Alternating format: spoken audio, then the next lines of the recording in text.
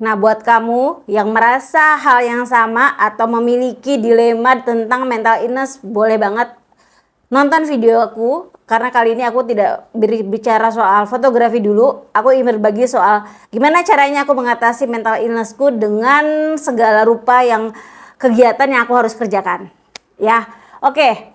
Awalnya kalau teman-teman yang tahu Instagramku, aku sering banget sebenarnya nulis di catatan kecil Jipa. Di situ biasanya aku tulis berbagai kata-kata yang mungkin bisa menyemangati atau inspirasi atau spontan aja ketika aku mengalami suatu hal, dilema, overthinking dan lain-lain.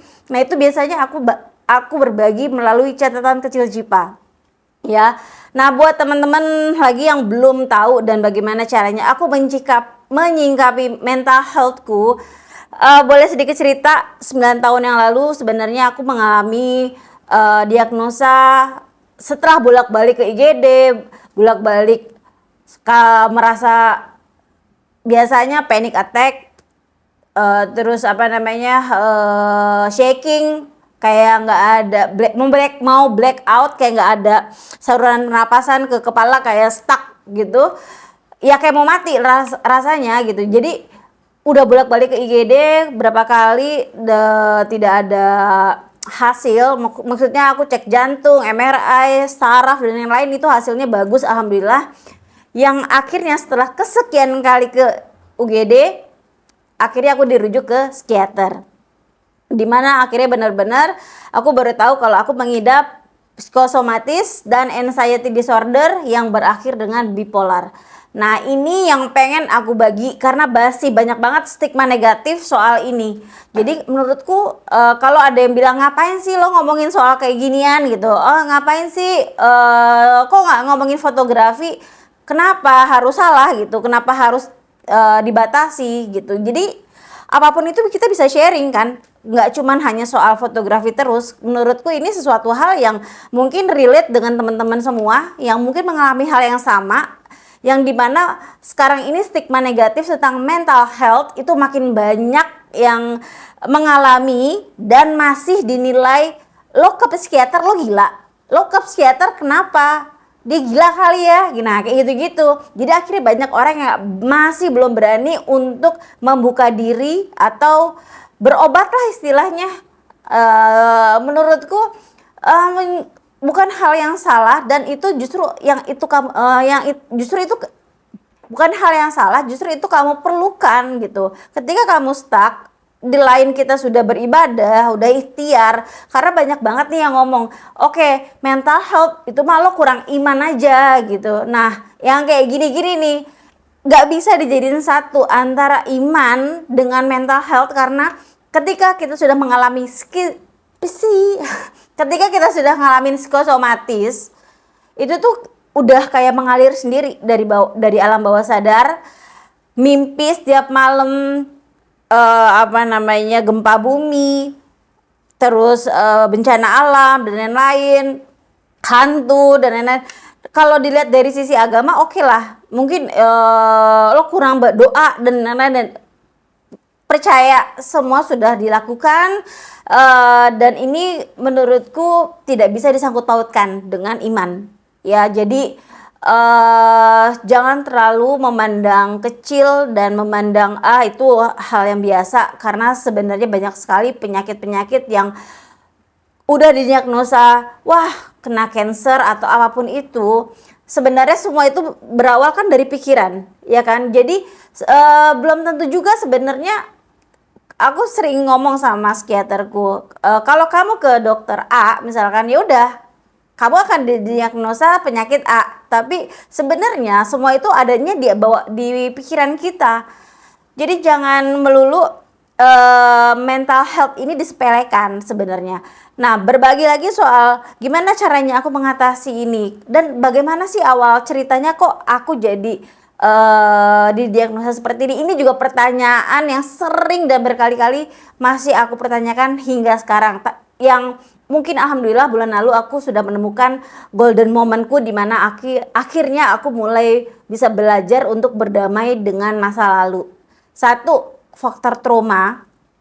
Trauma itu bukan terjadi ketika kamu dewasa aja. Misalkan ketika kamu sudah SD, atau SMP, trauma itu bisa terjadi dan tanpa disadari itu bisa ketika sedang kamu dalam kandungan ibu kamu atau mamah kamu, bisa terjadi ketika kamu lagi bayi, mungkin ada konflik nyokap atau siapa yang mungkin akhirnya mempengaruhi kehidupan kamu ketika dewasa. Itu di bawah alam sadar itu nyangkut terus sampai kita dewasa. Jadi ini bisa sedang dalam kandungan yang saat itu kebetulan ternyata nyokap sedang memiliki masalah yang cukup berat dengan papa. Jadi mungkin itu yang menjadi salah satu pemicu. Kedua, dulu akhirnya tante-tanteku bercerita, oke, Silva kamu tuh dulu waktu kecil kalau ngelihat badut, jadi gue tuh kalau ngelihat hal-hal yang menakutkan, makhluk yang bentuknya nggak biasa gitu rasanya tuh kayaknya langsung shaking. Jadi kalau ada foto jadi kalau misalkan foto jalan-jalan dan lain-lain tuh gue nggak ada pasti, karena semuanya aku fotonya ngumpet karena khawatir takut badut. Jadi kemana-mana rasa cemas itu udah ada sebenarnya dari dulu, tapi mungkin tidak ditangani segera mungkin. Tanpa disadari mungkin mungkin zaman dulu masih belum terlalu aware lah, atau masih minim lah edukasi soal mental health gitu. Cuman setelah aku flashback lagi, ya mungkin memang udah ada dari dari dalam kandungan, setelah besar sering merasa ketakutan sendiri nggak jelas, ditambah dengan beberapa hal-hal nyokap bokap, orang tua berpisah dan lain, ya aku rasa itu semua banyak yang mengalami lah. Jadi saya nggak mau terlalu detail apa aja yang mungkin bisa aku share atau aku alamin. Adalah momen-momen dimana saya merasa kehilangan jati diri, kehilangan merasa tidak ada kontrol lagi dari keluarga, terutama papa udah terutama kehilangan seorang ayah itu dalam artian papa masih ada cuman meninggalkan kami, terus mama sibuk bekerja. Jadi jujur kehidupanku banyak sekali belajar dari luar. Jadi kalau saya nginep di rumah teman-teman zaman-zaman SMA itu kan zaman-zaman perubahan remaja banget yang lagi berontak-berontaknya gitu. Jadi kalau saya banyak belajar banget itu dari ngelihat teman-teman, oh keluarga yang utuh tuh seperti ini. Oh oke, mereka sholat subuh berjamaah, berbarengan. Ngiri ada, cuman ya mau bagaimana lagi, kita nggak bisa menyamakan itu semua. Masa remaja tuh udah pasti identik dengan, apalagi mungkin tahun angkatan, ya nggak usah ngomongin tahun lah, nggak mungkin sama lah teman-teman di sana mungkin pernah kena drugs, bermain pergaulannya salah, terus ya menyakiti diri sendiri. Jujur dengan itu semua dulu aku menghilangkan masalah-masalahku. Jadi gimana caranya sekarang, aku nggak mau bicara soal detail tentang gimana absurdnya aku dulu gitu, karena kayaknya nggak elok juga kalau terlalu dibicarakan terlalu lantang. Intinya sepahit-pahitnya apapun kenangan kamu atau perjalanan hidup kamu, keluar masuk misalkan ada yang keluar masuk rehab atau dan lain-lain, ngiris-ngiris tangan dan lain-lain, itu kayaknya ya sudahlah gitulah, coba maafin aja. Karena yang aku rasain kemarin ketika ketemu golden momenku, banyak sekali ternyata yang aku tanpa sadari aku kayak belum memaafkan masa laluku dan merasa berdosa akan perbuatan-perbuatan yang sudah aku lalui di masa lalu. Nah itu trigger yang ngebuat aku menjadi lebih anxiety, mengurung diri, secara nggak langsung jadi keluar psikosomatis tanpa disadari, panic attack-nya keluar sendiri, dan akhirnya bipolar yang moodnya bisa berubah suatu saat dalam waktu sekejap gitu. Oke, kembali ke masa lalu. Buat teman-teman yang mungkin merasakan hal yang sama, aku rasa jangan takut untuk share dan jangan takut untuk apa ya, jangan lo pendem gitu. Semakin kita pendem, itu akan semakin kayak menyiksa diri sendiri. Jadi nggak ada salahnya cerita sama orang yang mungkin kamu percaya, cerita sama psikiater kalau misalkan merasa kamu butuh bantuan, karena ini tidak bisa kamu diamkan. Percaya, kalau kamu diemin kayak gini terus, kamu tetap mencari solusi sendiri dengan mengurung diri di kamar, dengan bisikan-bisikan setan lagi, udah his lagi tangan lo, udah lo pakai lagi aja, lo gini lagi aja, udah gini gini gini. Percaya, itu bukan solusi yang terbaik. Kita sudah ikhtiar nih ya.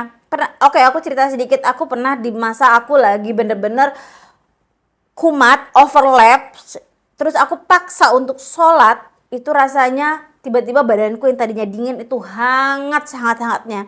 Jadi doa, nangis, sama Allah, curhatin aja dengan apa yang kamu rasain, percaya atau nggak percaya, itu aku rasain, itu tiba-tiba aku merasa damai dan merasa tidak apa-apa gitu. Jadi setelah itu nggak menutup kemungkinan besok-besok aku masih lagi keluar lagi panic attack, keluar lagi panic attack, keluar lagi tiba-tiba depresi mendadak. Ya sudah, berarti dirimu butuh pertolongan. Di luar aku berbicara soal kamu harus ikhtiar soal ibadah, iya oke. Tapi kamu juga butuh bantuan seorang ahli yang dimana dia mungkin bisa mampu untuk menuntun kamu, membantu kamu untuk, karena membantu kamu untuk melakukan aktivitas. Karena banyak banget teman-teman yang merasakan hal yang sama, terus memilih untuk diam di kamar, tetap mengurung diri. Alhasil mereka tetap melakukan hal yang sama, melakukan tindakan-tindakan yang dulu mungkin pernah dilakukan. Ya, terus solusinya apa buat keluarga? Sedangkan kali ini kita sudah punya tanggung jawab, kita harus bagaimana caranya membahagiakan diri sendiri dulu supaya kita bisa membahagiakan orang lain. Orang lain itu siapa? Bukan lagi berbicara orang luar ya. Suami, anak-anak, orang tua yang ada lingkungan di rumah. Itu akan berimpact, dan jujur support system di rumah itu sangat berarti banget buat orang-orang kayak saya dan mungkin teman-teman yang mengalami hal yang sama. Alhamdulillahnya di sini suami, keluarga, mama mertua semua mendukung dan support dan mengerti banget apa yang saya alami. Jadi saya seperti merasa mendapat dukungan ketika saya lagi down, lagi overlap. Mereka cukup memahami dengan tidak mengganggu dulu.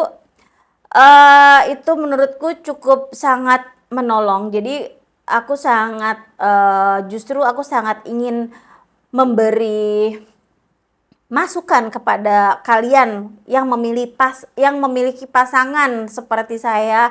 Tolong support, jangan jadikan bentar-bentar, lo lebay, itu sih kayaknya PMS aja, lo kayaknya berlebihan banget cari perhatian. Percaya, mental health itu tidak semudah yang kamu pikirkan, dan itu tidak mengada-ngada. Jadi tolong support pasangan kamu, support siapapun itu yang mengalami mental health yang sama. Itu butuh banget pendampingan yang ekstra, karena tanpa mereka bisa jadi mereka atau kita sudah bisa jadi bunuh diri dan lain-lain, lari dengan kenyataan gitu ya. Jadi lagi-lagi bukan bermaksud untuk menyimpang dari konten-kontenku yang sebelumnya. Aku hanya ingin sharing bagaimana caranya. Aku ingin juga membantu secara kemanusiaan, secara realita kehidupan manusia itu tuh penuh dengan bahagia dan senang. Itu lagi-lagi nggak bisa dipisahkan. Sedih, rezeki, masalah-masalah di luar itu pasti banyak banget, dan dunia terus berputar. Ketika kita sebagai manusia imannya sedang turun, otomatis itu gampang dimasukin. Apalagi kita sebagai manusia yang mentalnya, jujur, secara mental aku itu minim banget, karena dari kecil udah terbiasa dikasih enak terus sama orang tua. Salah dimaafin, nggak lulus kuliah dimaafin, pindah kuliah dibolehin, Jadi itu jadi pelajaran aku juga gimana caranya positifnya itu menjadi pelajaran untuk aku lebih tahu bagaimana sekarang nge-treatment anak-anakku. Nah, jadi mungkin yang bisa kita ambil positifnya, jangan menyalahkan lagi orang tua, jangan menyalahkan lagi masa lalu, cukup kita lihat ke depan ya, karena kalau kita tetap berdiam di masa lalu kita nggak akan maju-maju. Visioner aja.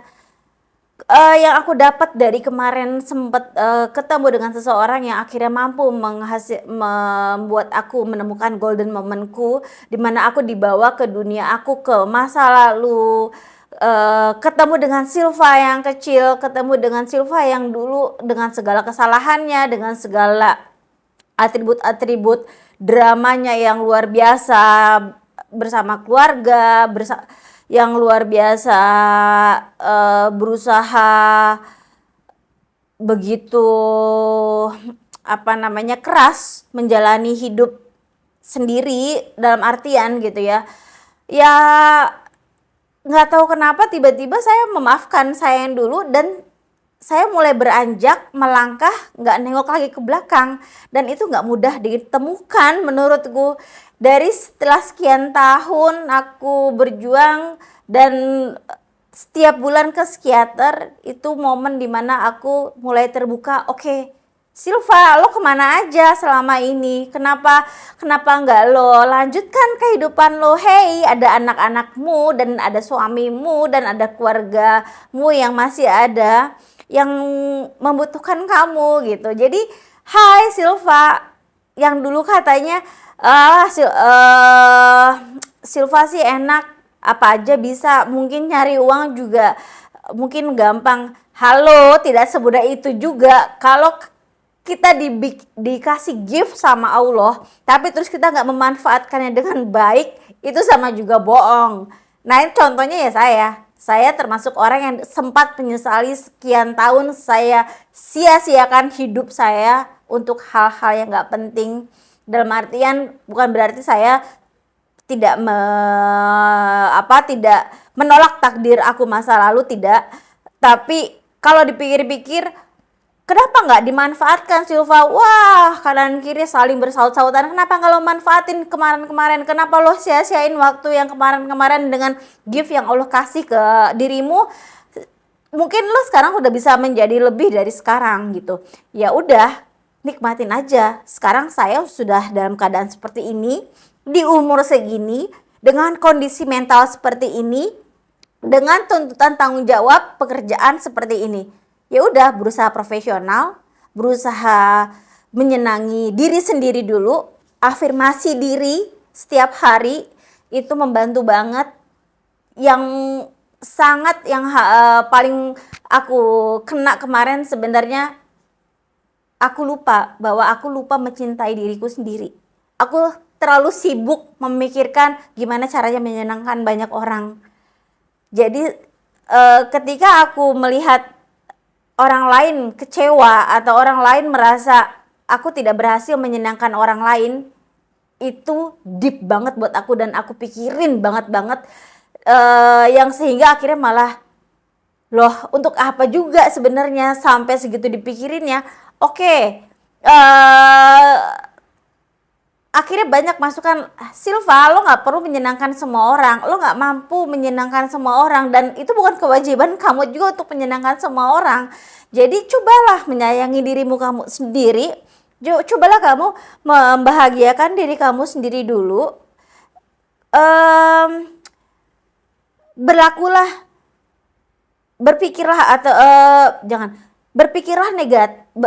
Berpikirlah positif atas apa yang sudah kamu punya dan kamu raih. Berbanggalah dengan prestasi-prestasi apa saja yang sudah kamu raih. Ya sudah, lanjutkan hidupnya. Jangan terus berhenti, mundur lagi, rebahan lagi, nangis-nangis sendiri lagi, nutup pintu kamar gelap-gelapan, terus melakukan hal-hal yang tidak diinginkan. Cukup. Jadi kalau misalkan tetap kita stay di situ, ya udah, kita kapan majunya? Di episode mental health yang pertama ini mungkin aku sajikan, saya ingin membantu untuk berusaha menyadarkan, halo teman-teman semua yang ada di sana yang memiliki perasaan yang sama atau memiliki situasi yang sama dengan overthinkingku, bipolar, psikosomatis, anxiety. Enough dengan masa lalu kamu, berdamailah dengan masa lalu kamu. Hadapi apa yang bisa kamu lihat ke depan, karena kamu tidak akan menghasilkan apa-apa kalau kamu tetap nengok ke belakang. Dan apa sih yang kamu harapin di belakang? Gak akan bisa juga nyembuhin luka kamu. Walaupun kamu sering bilang, oke, gue luka masa lalu, luka itu tuh gak bisa dihilangin, ada bekasnya. Ya tapi kalau bekasnya lo liatin terus, ya tetap aja lo akan terus mengenang. Ngapain mengenang hal-hal yang sudah lewat? Jadi lihat ke depan, apa yang jadi visi misi kamu ke depan ingin kamu capai, ya udah terusin aja, jalanin. Jadi jangan sampai hal-hal ini mengganggu kamu. Jika kamu masih butuh obat, kenapa enggak? Aku yakin jangan langsung menstigma, stop deh Sil minum obat gini. Oke, itu bagus. Cuman lagi-lagi tidak bisa setiap pasien itu langsung putus zat. Aku mencoba mengurangi, iya. Dalam tahap mengurangi sampai akhirnya goalku, aku berhenti obat. Yang tadi aku sudah bilang, kenapa aku membutuhkan obat, karena aku masih dalam transisi, udah mulai menurunkan dosis, sampai akhirnya goalku aku berhenti obat dan aku bisa menjalankan aktivitas sehari-hari seperti dulu, bisa nyetir jauh lagi, nggak usah jauh-jauh, boleh nyetir lagi sama dokter, boleh beraktivitas tanpa harus terganggu.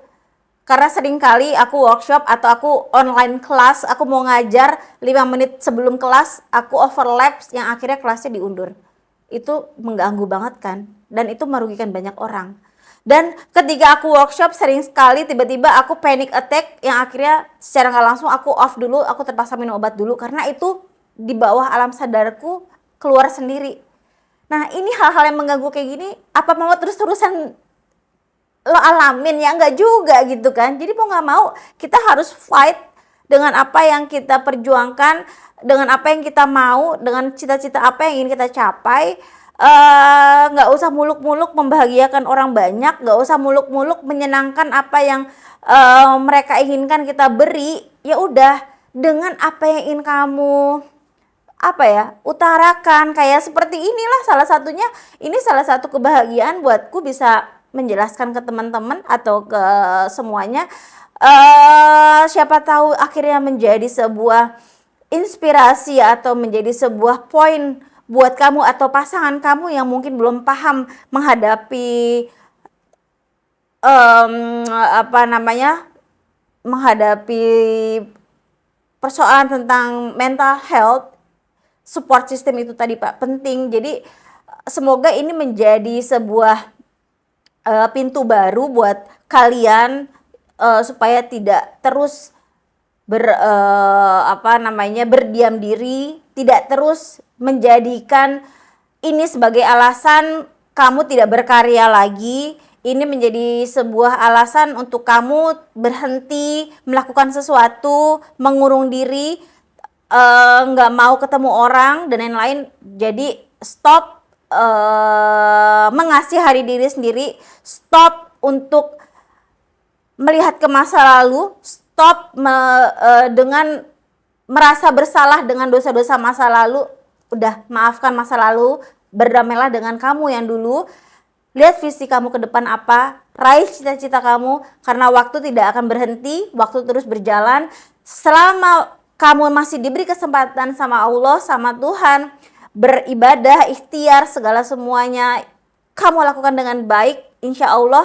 Kalau kamu sudah tahu celahnya dan kamu sudah merasakan apa yang harus kamu lakukan ke depannya, itu akan membuat kamu jauh lebih baik dan tidak akan mundur dan tidak akan terpikir sedikit pun untuk melakukan hal atau kesalahan yang sama di masa lalu.